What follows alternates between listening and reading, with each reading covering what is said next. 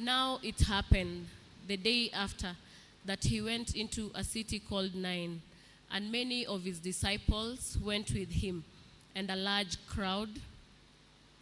And when he came near the gate of the city, behold, a dead man was being carried out, the only son of his mother, and she was a widow, and a large crowd from the city was with her. When the Lord saw her, he had compassion on her, and said to her, "Do not weep." Then he came and touched the open coffin, and those who carried him stood still.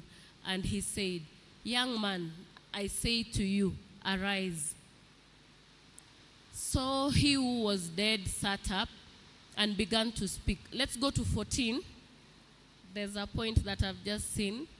14 says, and he said, "Young man, I say to you, arise." For you to enjoy Christ festivals, you must arise. Yeah. So for you to enjoy Christ festival, you must arise from wherever you are to get into the festival. Okay? Yeah, let's go to 15. So he who was dead sat up and began to speak, and he presented him to his mother. Then fear came upon all, and they glorified God, saying, "A great prophet has risen up among us, and God has visited his people."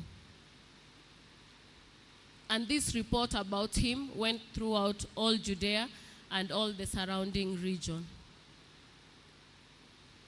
Then the disciples of John reported to him concerning all these things. In this chapter 7, verse 11 to 18, we see the story of the widow.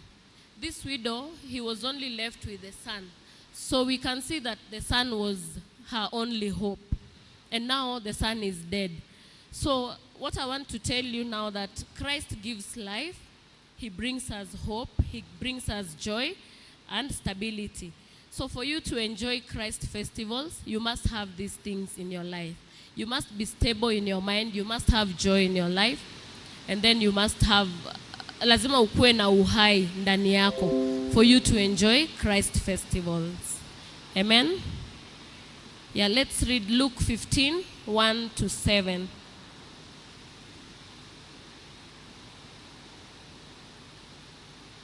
This is a parable of the lost sheep.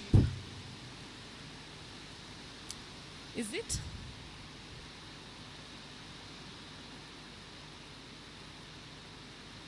Luke 15, 1 to 7. Then all the tax collectors and the sinners drew near to him to hear him. And the Pharisees and scribes complained, saying, "This man receives sinners and eats with them." So he spoke this parable to them, saying, "What man of you, having 100 sheep, if he loses one of them, does not leave the 99 in the wilderness and go after the one which is lost until he finds it? And when he has found it, he lays it on his shoulder, rejoicing. And when he comes home, he calls together his friends and neighbors, saying to them, 'Rejoice with me, for I have found my sheep which was lost.'